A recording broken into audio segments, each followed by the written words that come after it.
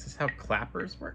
Well, hello, Shiny Crafty People. It's Tim Totten here, and I want to welcome you back to the channel. Today, I want to talk to you about 5 specialty sewing tools that I never knew I needed. And remember, I've been doing this for 30 plus years, and these are all things that some of which I'd heard about before, some of which I hadn't, and I did not think that I really needed to spend the money on them. And now that I've tried them, I'm so glad I have. So let's get started, and I'm going to count down with number 5. Number 5 in the specialty items that I did not know I needed is actually something that I've heard of a little bit before. And this is a 4-in-1 must-haves for quilting and crafting and tools all in one. So what this is by, you see it's by Alex Anderson. I've loved her on all the different shows and now YouTube videos that she does for sewing and crafting. And I want to show you all the really cool things it can do because it has 4-in-1 essential tools. So this comes in a really simple plastic container, and it's this is a new one. I've been using another one for a couple months now, and so I bought a new one. I wanted to show you fresh from the start, mostly because I lost the packaging. I had lost the packaging for this, so I wanted to show you what a new one looks like. And it's got a number of features that I really, really love. So it's got a seam ripper built in. So I've taken this off the end. There is a built-in seam ripper, which is so fantastic. Here you got a good idea of what that looks like. Ooh, showing the background. And then you can close that up, so now that's covered. At the other end, if you take the end off, it's got a stiletto, a nice point here, and that helps when you're sewing. You can sort of guide things through. I really love it for that. Also, we don't want to use this for turning points. See how sharp and pointy that is? We don't want to use that for turning any fabric. Imagine I have here, and I want to turn this inside out. I don't want to push that out with here. We're going to use this point to do that. So what I can do here is turn this little pocket I've made inside out. I'm going to stand up, make sure I see this right. So I've got that pocket. And then now you see the points didn't come out exactly.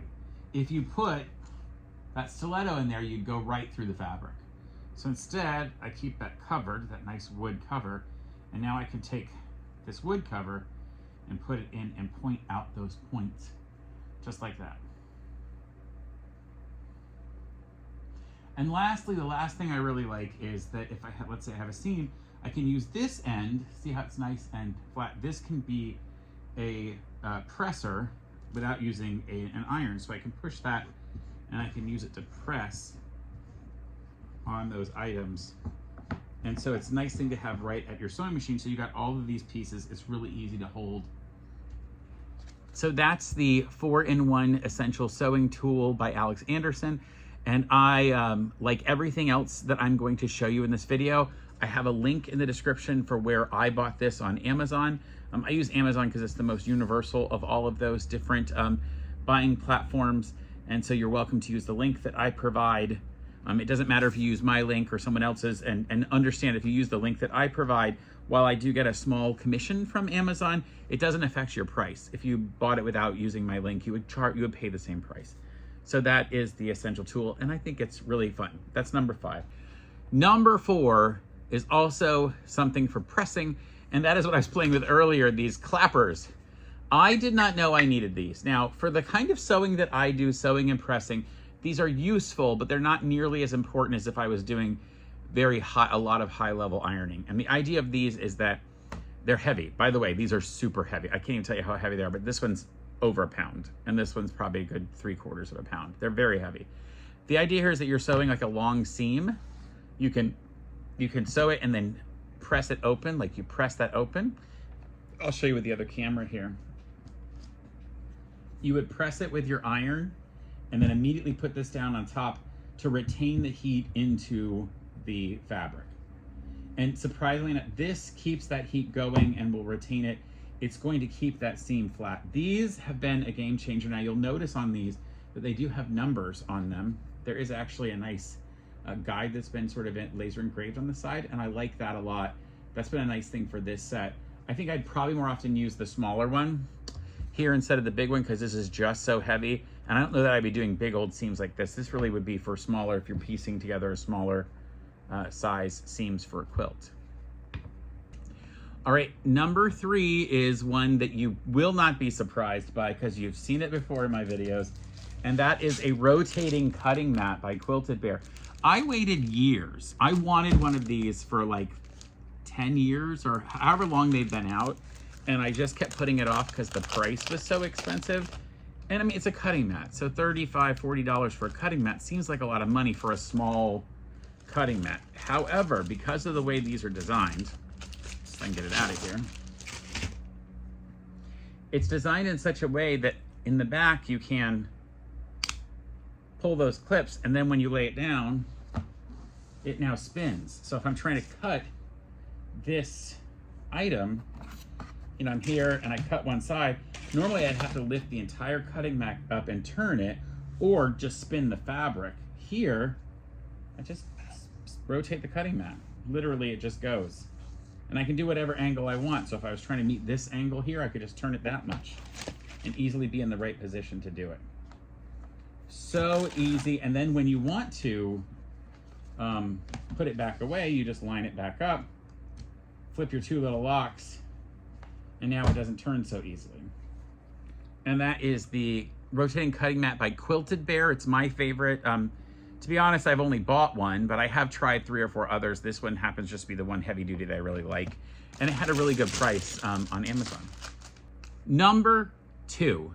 Number 2 for me is a bobbin winder. Now look, this is not the first one that I've ever used, but lately, since I've been making more quilts that have different colors, I've decided I really need one that does, where I can use lots of different bobbins, obviously. This one happens to come, it would be the link that I give you, happens to come with some extra thread. That's not necessarily important to me. And this one comes to plug into a USB charger, a USB block. And here we go. Now I like to keep it in this box all closed up because I think it stays better to hang out that long. And I'm gonna show you what's in it. So here, you have to use with a large spool thread stand for a better winding performance. I don't really worry about that. I'm gonna tell you, I haven't worried about it. So what we're gonna do is I'm gonna pop up this piece here and put that stand on it. Great, right? Easy to do. And then what we do is this is where you put your spool of thread, is here on this thing right here. Oh, I thought it was 2 pieces. I forgot it doesn't work that way. Okay, then I have a spool, obviously, that I'm going to use right here. These are my metal spools that I use for my Janome 1600P. People ask me all the time, what's your favorite sewing machine? In fact, in the description below, I'll put a link to my favorite sewing machine because I actually, I'll put a link to a video about my machine. So I have a video on my channel that talks about my favorite sewing machine and how to use it. And then it has a link for where you can buy one. Now my link happens to have, my video about that happens to have a link to buying it on Amazon, but I will point out something. Buying a sewing machine on Amazon is kind of expensive. So I'm having to plug this thing in, so just talk amongst yourselves. Buying a sewing machine on Amazon is quite expensive, and the reality is you might be able to find it at a local sewing store for cheaper. So even though I would love for you to buy it on Amazon because I would make, I don't know, 1% or something on the sale of that, you're probably going to get it cheaper at a local sewing studio or a sewing machine store. You're going to get better service from them. And you might get it at a special where it's on discount or on sale, or maybe you can make some arrangements. So I would say look there first if you have one. If not, Amazon is a perfectly fine way because they'll ship it to you in just a couple days and they do a good job. So this one plugs in on the side here, like that. See, it's just gonna spin, absolutely easy to do. And I'm going to go in here and make sure that well, there's a lot of shadow on this, but I'm not worried about it. It looks perfectly fine. Let me get some thread so I can show you what we're gonna do with this. So I'm gonna hook that on there. The only thing I don't like is that this particular piece, you have to thread it through the hole. And I wish it wasn't so, like, I wish it had, like, on my machine, it's set up with like it's almost like a slip knot type of thing. I wanna make sure I'm threading this correctly because The last time I did it wrong and it took forever. So I'm gonna look at the instructions. Shouldn't we all do a better job of that? Right, absolutely. So I'm gonna put it through, bring it down through the next hole, and then around into, so there's a, just like on your sewing machine, there's a piece here where that comes through. And then we will go onto our spool. It's fun, it also has some little spool racks here so that you can put other spools if you choose to. Like finished spools. I don't really know why you do that. I would be keeping my spools elsewhere. I don't know. I'm gonna have I have a place to put spools, right? You know, like if you're gonna find a bunch of them, which I've done. I love it. This is a great way. So here's one of the reasons while I'm doing this. Okay, I'm gonna open this up and then just hit the button. And then it just goes. I'm gonna give you a different angle of this as it's going. Oh.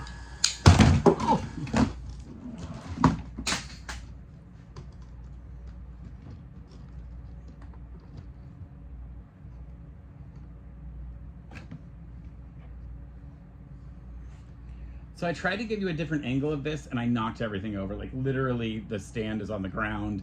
This thing almost fell over. But I do want you to see a couple things about the spool winder. It's going, no problem. Zipping around, just zipping like crazy through here. It's not gonna turn off on its own.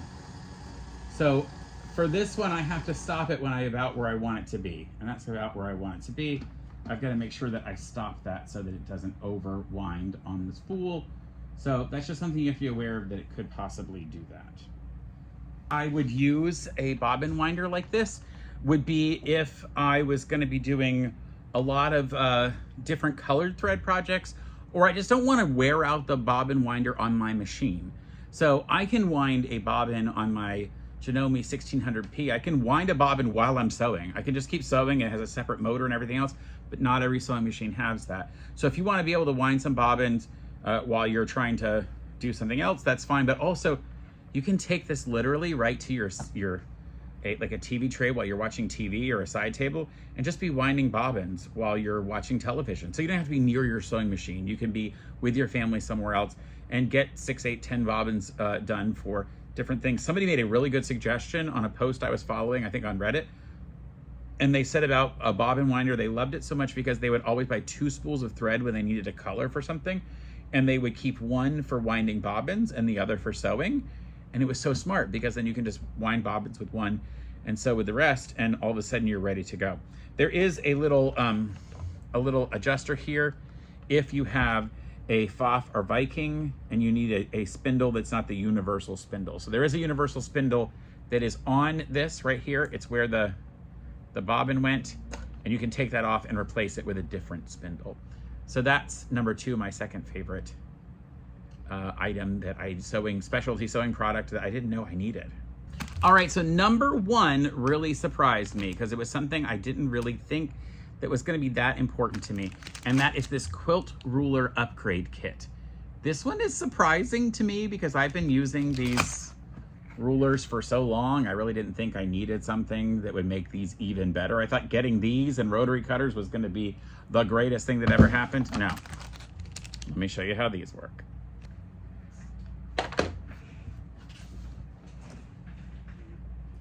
So the way that these work is that you can, as you open this up, and I've only been using these for a short period of time. This is a whole new set because I wanted to show you. They are so good. It's so good. Now open that up.